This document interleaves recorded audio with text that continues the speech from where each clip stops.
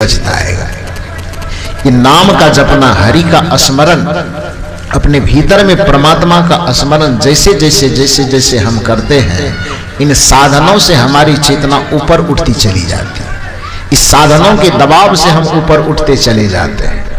अभी है क्या कि साधन को हम अपने माथे पर 24 घंटा लेकर के चलते हैं। भगवान बुद्ध इस बात को अपने एक शिक्षाप्रद ज्ञान के माध्यम से लोगों को समझाया करते थे।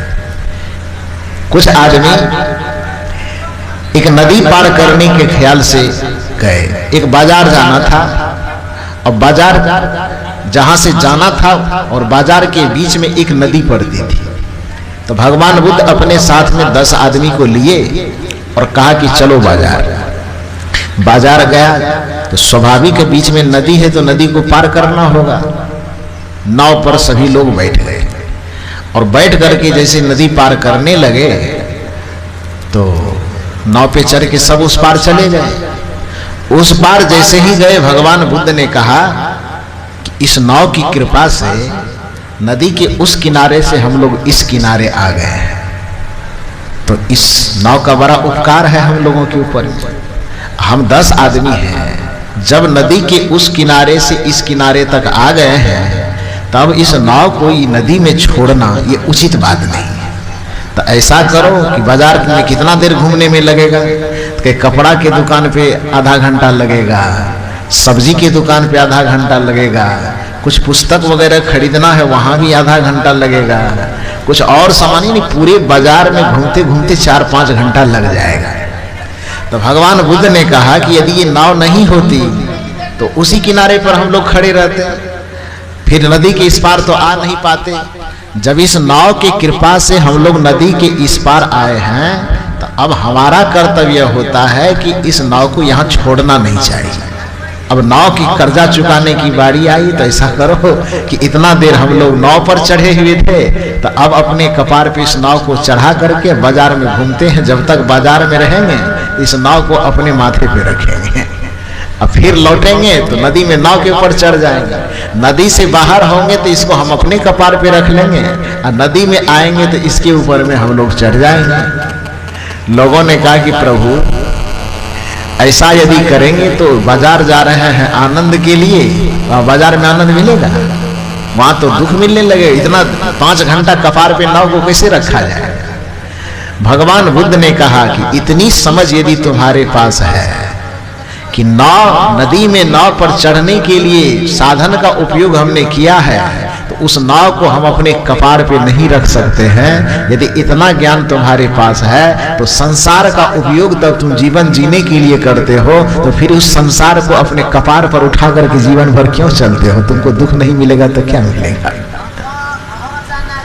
नाव एक साधन है नदी पार करने के लिए, उसका उपयोग जरूर करो, लेकिन इसका यह अर्थ नहीं है कि नदी पार चले जाने के बाद उस नाव को अपने कपार पर ढोते ढोते बाजार में चक्कर लगाओ। यदि नाव को अपने माथे पर उठा करके चक्कर लगाते हो तो फिर दर्द के अलावा कुछ नहीं मिलेगा, दुख के अलावा कुछ नहीं मिलेगा, परेशानी के अलावा कुछ नहीं मिलेगा।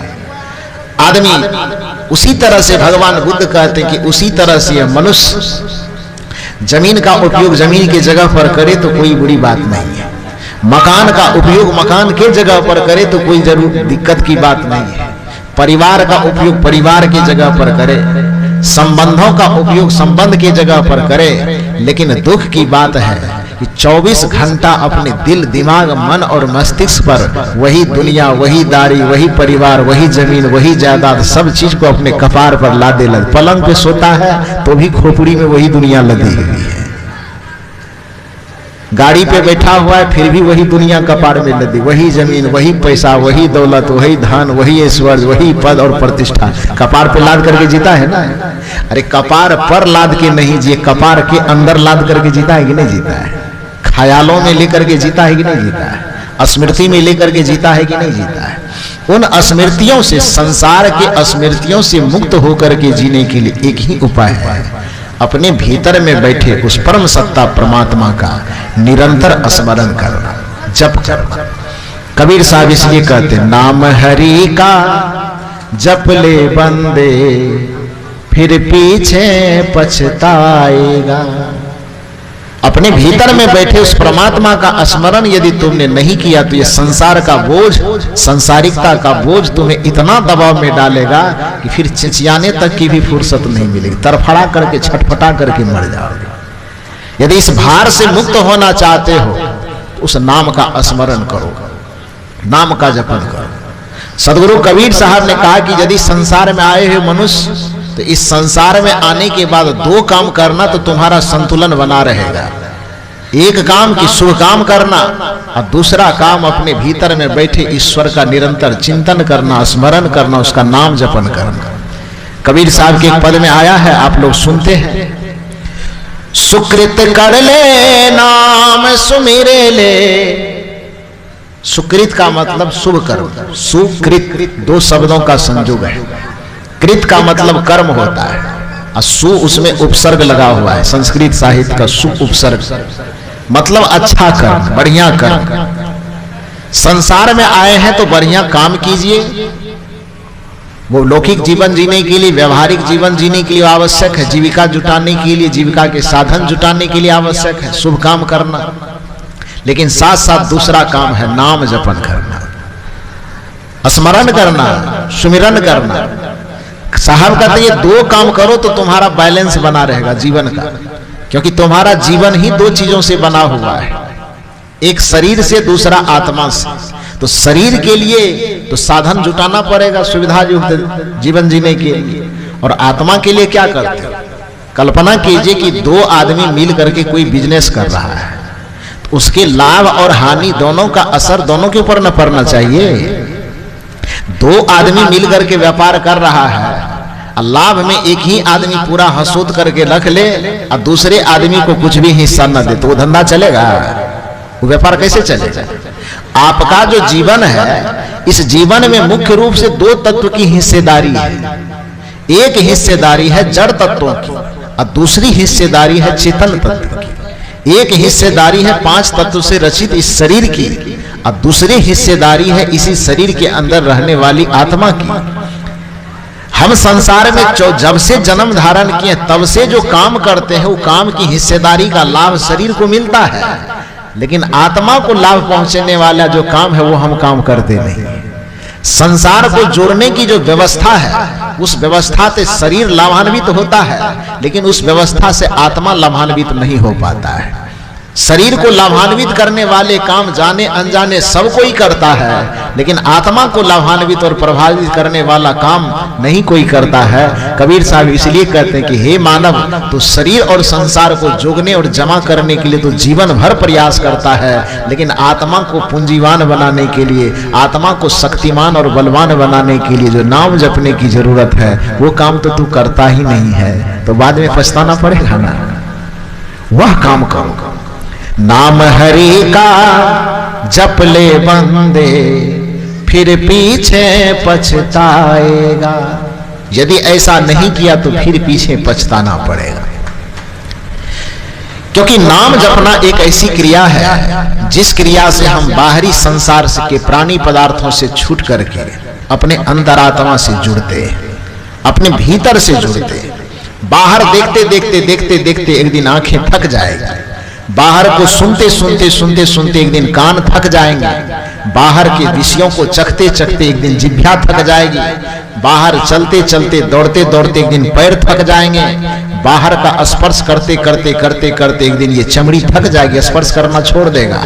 तो बाहर के विषयों का दर्शन स्पर्शन करते करते करते करते एक दिन ऐसा समय सबके साथ आता है कि सारी इंद्रियां थक जाती है, लेकिन नाम जपने की जो क्रिया है, चूंकि वह आत्मा के भाव से पैदा होती है, आत्मा की कभी बूढ़ी नहीं होती, आत्मा कभी थकती नहीं, आत्मा कभी शिथिल नहीं होती, लेकिन आत्मा इसीलिए वो आत्मा की जो पूंजी होती है, आत्मा की वह शक्ति सदैव हमको शक्तिमान बना करके रखती है, हमको कभी कंगाल नहीं होने देती।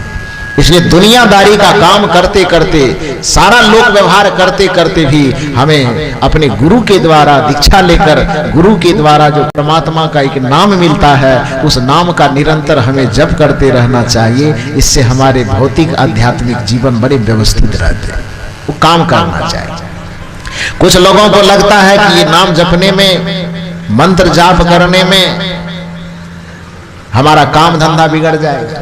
बहुत लोग गुरु की शरण में इसलिए भी नहीं आते हैं, कहता क्या करें अभी जा करके, अभी बहुत दुनियादारी का काम धंधा है, पढ़ना है, लिखना है, बाल बच्चे का पालन पोषण करना है, तो दीक्षा लेने में, जप करने में, ध्यान करने में कौन समय को बर्बाद करे।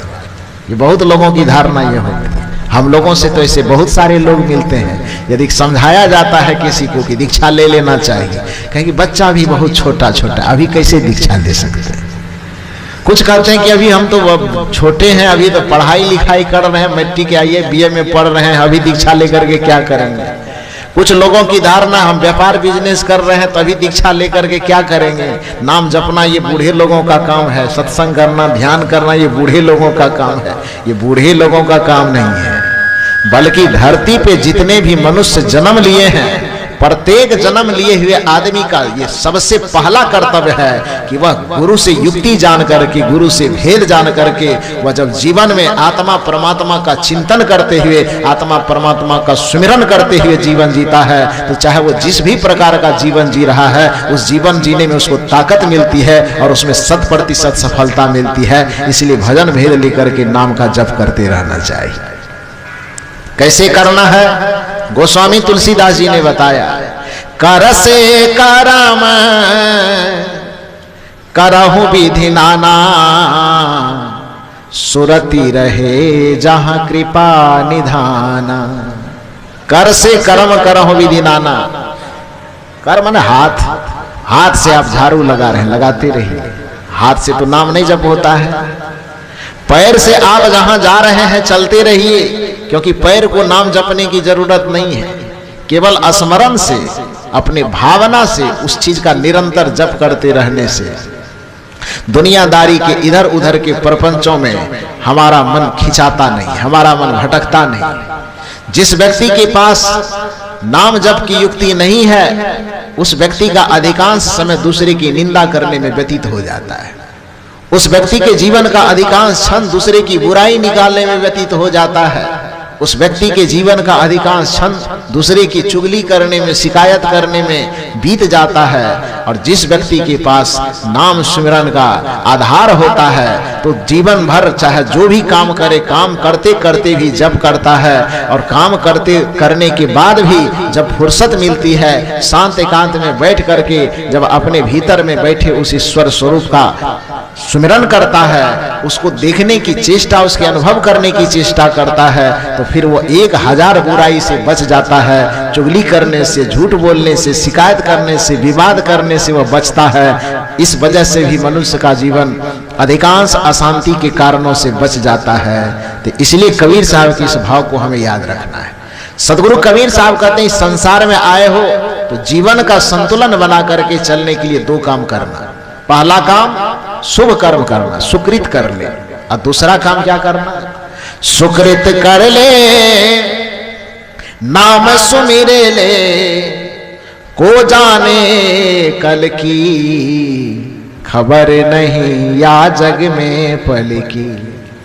जीवन लेकर के आए हैं तो जीवन में पल भर की खबर नहीं है, तो पल भर की खबर नहीं तो हमें क्या करना चाहिए, बुढ़ापा और जवानी के बीत जाने का और बुढ़ापा के आने का इंतजार नहीं करना चाहिए कि अभी बच्चे हैं, जवान होंगे तब भक्ति भजन करेंगे, या अभी जवान है तो जवानी खत्म होगी, बुढ़ापा जब आने लगेगा तब भक्ति भजन करेंगे।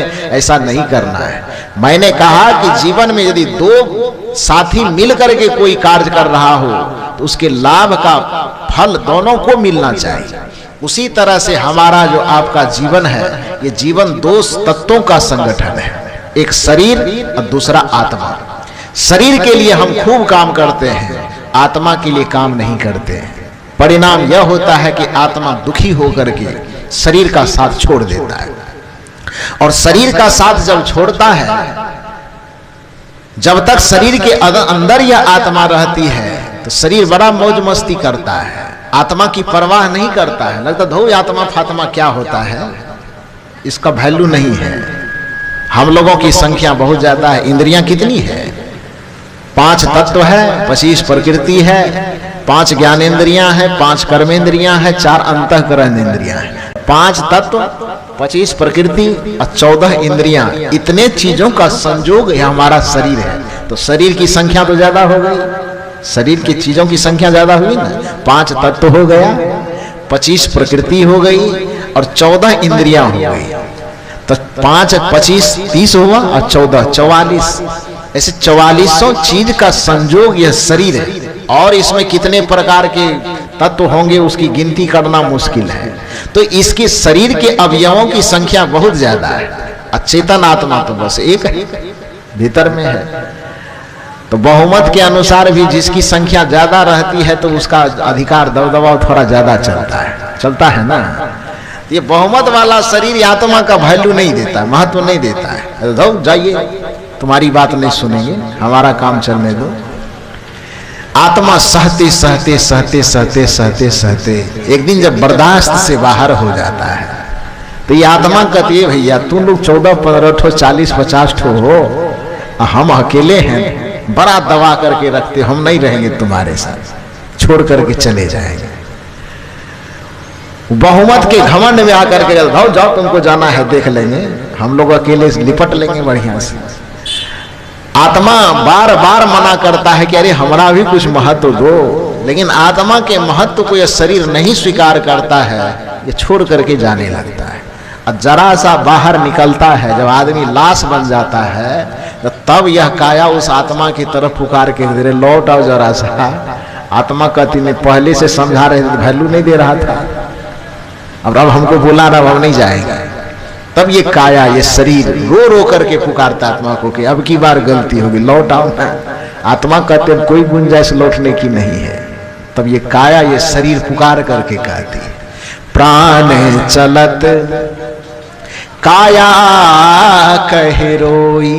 ये काया ये शरीर आत्मा के चले जाने पर, बिछुड़ जाने पर उसको पुकार के कहता भैया बड़ी गलती हो गई, हम लोग बहुमत के घमंड में तुम्हारा महत्व नहीं दिए, तुम्हारे हिस्सेदारी का समय तुमको नहीं दिया, तुम्हारे हिस्सेदारी की पूंजी तुमको नहीं दिए। अब तुम बिछुड़ करके नाराज हो करके मुझसे जा रहे हो, अब मेरी दुर्गति होने वाली है, अब मुझको ख्याल आ रहा है, इसलिए लौट आओ मत जाओ। रोते रोते यह काया कहती है, लेकिन हंसा यह आत्मा कहती कि अब पछताए होत क्या जब चिड़िया चुग गई खेत। अब हम जब तुमसे बिछुड़ ही गए हैं तो लौट करके आने का कोई सवाल नहीं है, क्योंकि प्रकृति का नियम है यदि वृक्ष के डाल से पत्ते टूट जाए तो वह पत्ता दोबारा डाल में नहीं लग सकता है। दूध से यदि मक्खन बाहर निकल आए तो फिर उस मक्खन को दोबारा दूध में शामिल नहीं किया जा सकता है। और शरीर से आत्मा यदि एक बार निकल जाए तो फिर उस आत्मा को लौटा करके शरीर में प्रवेश करवाने का कोई आधार नहीं बचता है। इसलिए हम जा रहे हैं, अब हमको जाने दो, अब पछताने से कुछ फायदा होने वाला नहीं। ये काया कहती है प्राण चलत काया कहे रोई। तुम तो हंसा चले अपने घर, तुम तो हंसा चले अपने घर, हम कहाँ जायब बिगोई। प्राण चलत काया कहे रोई, प्राण चलत काया कहे रोई। ये काया रो रो करके उस आत्मा को पुकारता कि अब लौट आओ। आत्मा याद दिलाती है कि अब हमारा ख्याल क्यों आ रहा है। तब ये शरीर कहता है कि तू हमारे साथ था तो बड़ा सुख भोग हम कर रहे थे, हमको ये लग रहा था कि हम अपने कारण हम सुख भोग रहे हैं, लेकिन अब जब तुम निकल गए हो तब अब पता चल रहा है कि नहीं, सुख भोगने में मेरा कोई कारण, मेरा कोई मतलब नहीं था, सुख तुम्हारे कारण हम भोग रहे थे। जब तक साथ थे तो पता ही नहीं चल रहा था। तुम्हारे कारण ही कोई हमको मां कह रहा था, तुम्हारे आत्मा को कह रहा है, आत्मा के कारण ही कोई हमको मां कह रहा था, आत्मा के कारण ही कोई हमको पिता कह रहा था, आत्मा के कारण ही कोई हमको भाई कह रहा था, आत्मा के कारण ही कोई हमको गुरु कह रहा था, आत्मा के कारण ही हम किसी को शिष्य कह रहे थे, आत्मा के कारण ही हम किसी पंचायत के मुखिया और सरपंच बने हुए थे। आत्मा के कारण ही हम बहुत ज्यादा जमीन के जमींदार बने हुए थे। आत्मा के कारण ही ये सारे रिश्ते नाते चमक दमक सब खिल रहा था। और आत्मा जिस दिन निकल जाए इस शरीर से तब क्या हाल होता है? माँ माँ रह जाएगी, पिता पिता रह जाएगा, भाई भाई रह जाएगा, मुखिया सरपंच रह जाएंगे, जमींदार जमींदार रह जाएगा, कोई कुछ नहीं रहेगा। ना माँ रहेगी, ना बाप रहेंगे, ना रिश्ते रहेंगे, ना नाते रहेंगे, ना भाई रहेंगे, ना जमींदार, ना मुखिया, ना कलेक्टर, ना कुछ भी नहीं रहेगा। प्रधानमंत्री राष्ट्रपति कुछ भी नहीं रहेगा। बस केवल एक चीज में आत्मा निकली कि सारे पद, सारे मान, सारे प्रतिष्ठा खत्म। आदमी आदमी भी नहीं रह जाएगा, केवल और केवल मुर्दा बन जाएगा, केवल और केवल लाश बन जाएगा। जो आज तक सगे संबंधी कह करके, रिश्ते नाते कह करके इस शरीर का, इस जीवन का सम्मान कर रहे थे, आत्मा के निकल जाने के बाद वही आदमी नाक मुंह सिकुड़ करके कहेंगे कि ज्यादा देर मत रहने दो, नहीं तो दुर्गंध फैल जाएगी। जल्दी जल्दी बसरी बांस काट करके लाओ, टटड़ी फटड़ी बनाओ, उसके ऊपर सुलाओ। नदी नजदीक में है तो नदी किनारे ले चलो, और नजदीक में नहीं है तो कहीं सरकारी जमीन हो या अपनी जमीन हो तो कोनो कोना में ले जा करके जाला पका करके बात खत्म करो। सब रिश्ता खत्म, सब नाता खत्म हो जाएगा ना। यदि इस रिश्ते का सम्मान है तो किसके कारण? शरीर के कारण कि आत्मा के कारण? यदि माता पिता का आदर सम्मान किया जाता है तो शरीर के कारण कि आत्मा के कारण? यदि पद प्रतिष्ठा सम्मान ऐश्वर्य किसी भी चीज की बड़ाई इस संसार में है तो केवल और केवल आत्मा के कारण। लेकिन दुर्भाग्य की बात है कि शरीर के चकाचौंध में, शरीर के भोग और ऐश्वर्य को जमा करने के चकाचौंध में हम इतने भूल जाते हैं कि जिस आत्मा के बदौलत ही हमारा जीवन खड़ा हुआ है, जिस आत्मा की बदौलत ही हमारे संबंध खड़े हैं, जिस आत्मा की बदौलत हमारे जीवन के सारे सुख और ऐश्वर्य खड़े हैं, उस आत्मा का काम करना ही हम भूल जाते हैं। और कबीर साहब वही याद दिला रहे हैं कि आत्मा का काम ये जमीन खरीदना नहीं, धन दौलत इकट्ठा करना नहीं है। आत्मा का काम केवल है नाम हरि का जप ले बंदे, फिर पीछे पछताएगा। वो नाम का जपन का, क्योंकि हर चीज का भोजन है। यदि शरीर को हम अच्छा भोजन नहीं देंगे तो शरीर कमजोर हो जाएगा। मन को यदि हम अच्छा भोजन नहीं देंगे तो मन भी कमजोर हो जाएगा। और आत्मा को अच्छा भोजन नहीं देंगे तो आत्मा भी कमजोर हो जाएगा। आप कहेंगे कि 3 तरह का भोजन होता है क्या? हाँ, 3 तरह का भोजन होता है। शरीर को मजबूत करने के लिए जो लौकिक जो भोजन, दाल भात रोटी सब्जी इत्यादि हम खाते पीते हैं, फल फूल मेवा मिष्ठान, वो शरीर को पुष्ट करता है। कुछ दान कुछ पुण्य करते हैं, किसी गरीब की सेवा करते हैं, कुछ भला करते हैं किसी का, इससे हमारा मन का वो भोजन वही है। दान करना मन का भोजन है। किसी बिगड़े हुए आदमी को सुधार देना ये मन का भोजन है। किसी रोते हुए आदमी को हंसा देना यह मन का भोजन है। किसी गिरे हुए आदमी को सहारा देकर के उठा देना यह शुभ काम मन का भोजन है। जिस आदमी के द्वारा दान पुण्य होता है, जिस आदमी के द्वारा किसी रोते हुए आदमी को हंसाया जाता है, जिस आदमी के द्वारा किसी गिरे हुए आदमी को उठाने का पुण्य किया जाता है, तो उस पुण्य काम को करने से हमारे मन की भूख शांत होती है और मन मजबूत होता है। और जब हम सदगुरु से युक्ति लेकर के, ध्यान साधना का भेद जान करके प्रत्येक दिन सुबह शाम सत्संग में बैठते हैं, सदग्रंथों का अध्ययन करते हैं और जगत के प्रपंचों से मन को मोड़ करके आत्मा परमात्मा में नियोजित करते हैं, तो ये आत्मा का भोजन है। और उस ध्यान साधना के माध्यम से आत्मा पुष्ट होता है और आत्मा बलवान होता है। आदमी को तीनों चीज को पुष्ट करना चाहिए। अच्छा भोजन करके शरीर को पुष्ट करना चाहिए, दुनिया के प्राणियों की सेवा करके, सत्कार करके, दया करके, कुछ अच्छा काम करके मन को पुष्ट करना चाहिए, और नित्य प्रति सत्संग और ध्यान भजन करके अपने आत्मा को पुष्ट और आत्मा को बलवान करना चाहिए। ये 3 काम जो व्यक्ति करता है वह इस संसार का सबसे महान और सबसे श्रेष्ठ मनुष्य की श्रेणी में आता है, और वह अपने जीवन को सफल करके इस दुनिया से चला जाता है। लेकिन दुर्भाग्य की बात है कि शरीर और संसार की व्यवस्था करते करते, सुविधा की व्यवस्था करते करते हम जो मूल काम करने के लिए संसार में आए वह काम नहीं कर पाते। मैंने आरंभ में ही कहा कि सुख और दुख का सिर्फ इतना सा सूत्र है कि साधन के ऊपर में हम रहें तो ये साधन हमको सुख देगा, लेकिन हमारे ऊपर में ये साधन चला आवे तो यही साधन हमको दुख देने लगेगा। तो ये दुनियादारी, दौलत, माल, खजाना, महल, अटारी जो कुछ भी है, ये सारे के सारे चीज हमारे लिए सुखकारी हो सकते हैं। कब?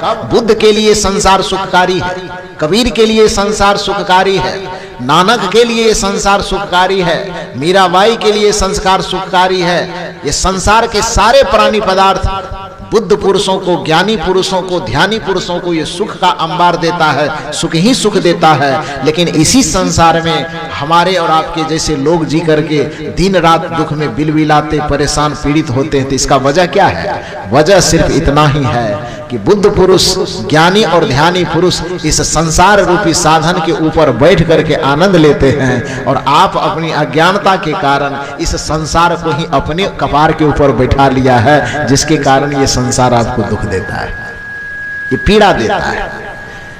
इस पीड़ा से, इस भार से मुक्त कब होंगे? उसी भार से मुक्त होने के लिए सदगुरु कबीर का यह संकेत है कि नाम हरि का जपले बंदे फिर पीछे पछताएगा। गुरु के द्वारा युक्ति लेकर के, गुरु के द्वारा भजन भेद लेकर के कब, कैसे, किस रूप में हमें उस नाम को जपना है, वो हरि कौन है उस हरि को पहचानना है, वह ईश्वर कौन है उस ईश्वर को पहचानना है, वह परमात्मा कौन है उसको पहचानना है, उसकी अनुभूति, उसकी प्राप्ति कैसे होगी, इसकी यात्रा को समझना है, इसके भेद को समझना है, इसके रहस्य को समझना है, और उस रहस्य को समझ करके कर से कर्म करहु विधि नाना, सुरति रहे जहां कृपा निधाना। अपनी चेतना को उस चेतन शक्ति से, आत्म शक्ति से जोड़ करके निरंतर सुमिरन जप करना है, जिससे कि हमारा जीवन सार्थक सिद्ध होगा, जिससे हमारे जीवन में अनहोनी टल जाएगी, जिससे हमारे जीवन प्राप्त करने का जो लक्ष्य है वह पूरा हो जाएगा, जिसके कारण हम इस संसार में आए हैं आवागमन से छूटने के लिए, वह आवागमन से छूटने का हमको रास्ता मिल जाए, भवचक्र से छूटने का रास्ता मिल जाए। उसका बस एक ही काम, एक ही संकेत है कि हम गुरु के शरण में आकर के सबसे पहले उस नाम को जपने की युक्ति जाने।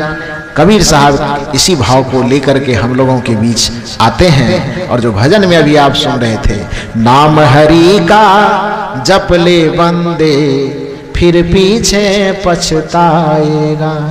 हरि का नाम, प्रभु परमात्मा ईश्वर का नाम जपने से, निरंतर जपने से आत्मा को बड़ी शक्ति मिलती है, और आत्मा जिस दिन शक्तिवान हो जाती है उस दिन आत्म कल्याण के पथ में आगे बढ़ जाती है। बस निवेदन की कड़ी को इतना ही बोल करके मैं संपन्न कर रहा हूं। एक भजन मैं आपके सामने प्रस्तुत कर देता हूं, फिर वाणी को यहीं पर विराम दिया जाएगा। बोलिए सद्गुरुदेव की।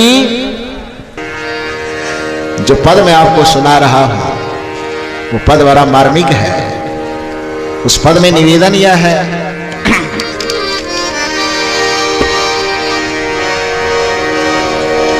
आत्मज्ञान के हीरे मोती संत बिखेरे गली गली। आत्मज्ञान का हीरा मोती लेकर के ये संत महापुरुष गली गली लोगों के बीच में जाते हैं, बांटते हैं उसको कि आप लोग लीजिए। दुर्भाग्य की बात है कि दूध बेचने के लिए आदमी को मेहनत करना पड़ता है, दारू बेचने के लिए कोई मेहनत नहीं करना पड़ता है। दूध लेकर के, अमृत लेकर के कोई व्यक्ति घर घर घूमता है कि अमृत ले लो, दूध ले लो, तो उसको कोई लेना, खरीदना पसंद नहीं करता है। लेकिन दारू लेकर के कोई एकदम बहियार में भी कहीं बैठे ना, नदी के पार में भी तो आदमी तैर करके दारू खरीदने चला जाए। ये आत्मज्ञान, नाच, सिनेमा, तमाशा कहीं हो तो उसको सुनने सुनाने के लिए कहीं कोई प्रचार करने की आवश्यकता नहीं पड़ती। लेकिन सत्संग करे तो पंडाल लगाओ, व्यवस्था करो बैठने का, ये वो माइक लगा के प्रचार करो, फिर भी आदमी लेने के लिए नहीं आता। ये संत महापुरुष हजारों वर्षों से ये आत्मज्ञान के हीरे मोती लोगों के बीच में लुटाते हैं। लूट लो। सुनिए भजन को। आत्मज्ञान के हीरे मोती संत बिखेरे गली गली, ले लो रे कोई संत के प्यारा, सुर मचाऊं गली गली। आत्मज्ञान ज्ञान के हीरे मोती संत बिखेरे गली गली। आत्मज्ञान के हीरे मोती संत बिखेरे गली गली। ले लो रे कोई संत प्यारा शोर मचाऊं गली गली। ले लो रे कोई संत प्यारा शोर मचाऊं गली गली। बोलो राम बोलो राम राम राम बोलो श्याम बोलो श्याम।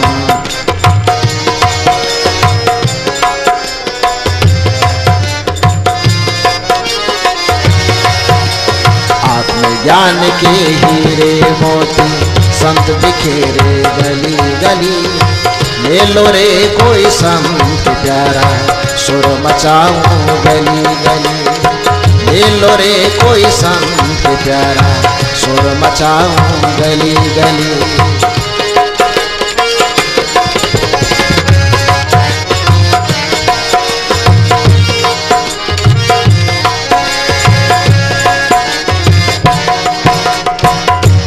इस आत्मज्ञान के हीरे मोती को जिस सांसारिक प्राणी पदार्थों के चक्कर में पड़ करके हम भूल जाते हैं। मैंने पहले कहा कि जब दो आदमी मिल करके कोई व्यापार करता हो उसके लाभ का फायदा दोनों को मिलना चाहिए। लेकिन हम शरीर को सजाने संवारने शरीर की व्यवस्था करने में ही इतना समय बिता देते हैं कि आत्मा के बारे में कभी ख्याल ही नहीं रहता, आत्मा को भूल जाते हैं।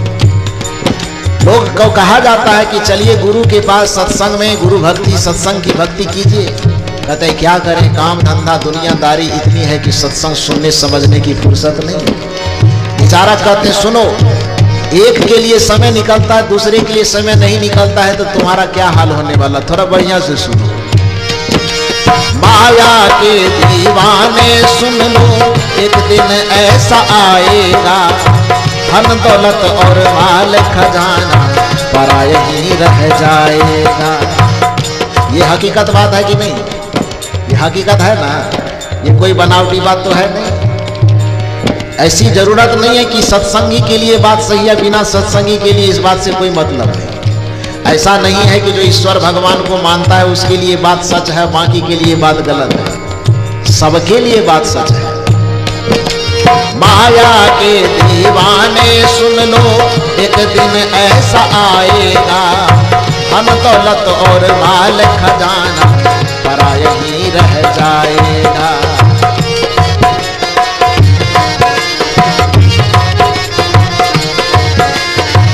माया के दीवाने सुन लो, एक दिन ऐसा आएगा धन दौलत और माल खजाना पराया ही रह जाएगा।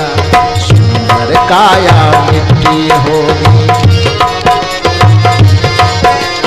सुंदर काया मिट्टी होगी, चर्चा होगी गली गली। ले लो रे कोई संत प्यारा सुर मचाऊं गली गली। आवाज खराब मत कीजिए, सब रिकॉर्डिंग करवा जाएगा। पहले बढ़िया था।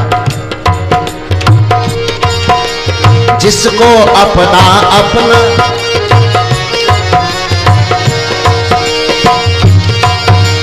माया के दीवाने सुन लो, एक दिन ऐसा आएगा धन दौलत और माल खजाना पराया ही रह जाएगा। सुंदर काया मिट्टी होगी, सुंदर काया मिट्टी होगी, चर्चा होगी गली गली। ले लो रे कोई संत प्यारा सुर मचाऊं गली गली। ले लो रे कोई संत प्यारा सुर मचाऊं गली गली।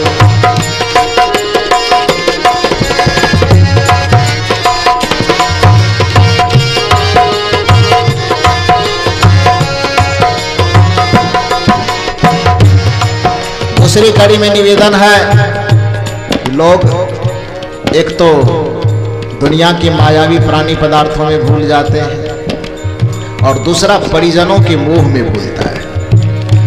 लोगों को लगता है कि ये घर परिवार छोड़ करके सत्संग सुनने की क्या जरूरत है, परिवार ही सबसे महत्वपूर्ण चीज है, इससे आगे कुछ सोचना नहीं है। लेकिन याद रखिए विचारक कहते हैं इस पद में कड़ी में आया है, जिसको अपना अपना कहकर तू इतना इतराते हो, छोड़ चलेंगे सगे संबंधी इस अपना बतलाते हो। जिसको अपना अपना कहकर तू इतना इतराते हो, छोड़ चलेंगे सगे संबंधी इसे अपना बतलाते हो। वो दिन का यह चमन खिला है, वो दिन का यह चमन खिला है, फिर मुरझाए कली कली। ले लो रे कोई संत प्यारा, छोड़ बचाओ गली गली। ज्ञान के हीरे मोती संत बिखेरे गली गली। ले लो रे कोई संत प्यारा, छोड़ बचाओ गली गली। ले लो रे कोई संत प्यारा, छोड़ बचाओ गली गली।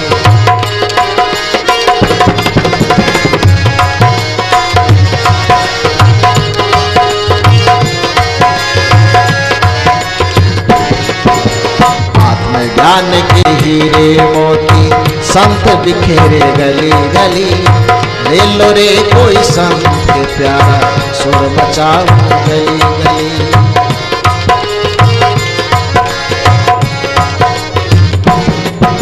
बड़ा सुंदर निवेदन अभी आप सुन रहे थे कि जिसको अपना अपना कहकर तुम इतना इतराते हो, छोड़ चलेंगे सगे संबंधी जिसे अपना बतलाते हो। इस पंक्ति को गाते गाते एक बात मुझे याद आई। महाभारत की कथा लगभग हर कोई व्यक्ति थोड़ा बहुत जानते हैं। इधर जब मैं महाभारत के ग्रंथ को मैं पढ़ रहा था, तो पढ़ते पढ़ते जब अंत किया तो एक नई बात, बड़ी अच्छी बात उसमें पढ़ने के लिए मिली, जो मैं आपसे शेयर करना चाहता हूं। वो अच्छी बात क्या थी कि जब महाभारत का युद्ध समाप्त हो जाता है और समाप्त हो जाने के बाद कौरव पक्ष के तो सब लोग मर गए, 5 पांडव ही बच गए थे और पांडव पक्षों की कुछ सेना बच गई थी। तो स्वाभाविक है कि सेना जो मरे उसके बहुत सारे स्त्रियां विधवा थी, किसी के पुत्र मर गए थे, किसी के पति मर गए थे, किसी के भाई मर गए थे। तो सारी स्त्रियां विलाप करती थी, रोती थी। युधिष्ठिर को चारों तरफ से महिलाओं का ताना सुनना पड़ता था। जिधर से गुजरे तो लोग उंगली दिखा दिखा के कहते मेरे पति का हत्यारा है, तो कोई कहता था मेरे भाई का हत्यारा है, कोई कहता था मेरे बेटे को इसने मरवा डाला, मार डाला है। तो ताना चारों तरफ से सुनते सुनते सुनते सुनते पांचों पांडव का दिमाग बौखला गया। तो एक दिन माथा पकड़ करके बैठा हुआ था और बोलता था कि हे परमात्मा, हे ईश्वर, हे भगवान, जिस ऐश्वर्य की प्राप्ति के लिए, जिस गद्दी की प्राप्ति के लिए परिवार से लड़ करके एक दूसरे को काट मार दिए, जो मरने वाला तो चला ही गया, हम जिंदा ही हैं तो फिर भी पा करके भी क्या पाए? ये गाली, ये निंदा, ये अपमान, ये दूसरे का तिरस्कार, यही तो पाए हैं। ये राज मुझको नहीं चाहिए, पा करके भी अब हमको नहीं चाहिए। हस्तिनापुर ले जाए, दुर्योधन ही ले जाना है तो वही ले जाए, हमको नहीं चाहिए। लेकिन अब तो मर गया है, ले कहां जाएगा? अंत में उब करके उस राज से, उस नगरी से भगवान का आह्वान करता है और पांचों पांडव सहित जो द्रौपदी बची हुई थी, द्रौपदी और पांचों पांडव भगवान से प्रार्थना करता है कि अब हमको संसार में नहीं रहना है, माथा मेरा उब गया है ताना सुनते सुनते, अब हमको स्वर्ग जाने दीजिए। तो कहा जाता है कि भगवान ने कहा कि भाई ठीक है, स्वर्ग जाने की अब इच्छा है तो पांचों पांडव और द्रौपदी तुम स्वशरीर स्वर्ग जा सकते हो। कौन रास्ते से जाएंगे? तो हिमालय के रास्ते से। महाभारत की यह बात मैं याद दिला रहा हूं, ध्यान से सुनिए। कहा हिमालय के रास्ते से स्वर्ग जा सकते हो। तो स्वर्ग जाने के लिए पांचों पांडव, सबसे आगे युधिष्ठिर, उसके पीछे भीम, उसके पीछे अर्जुन, उसके पीछे नकुल, उसके पीछे सहदेव और सबसे पीछे में द्रौपदी। 6 आदमी लाइन लग करके चलने लगे। चलते चलते चलते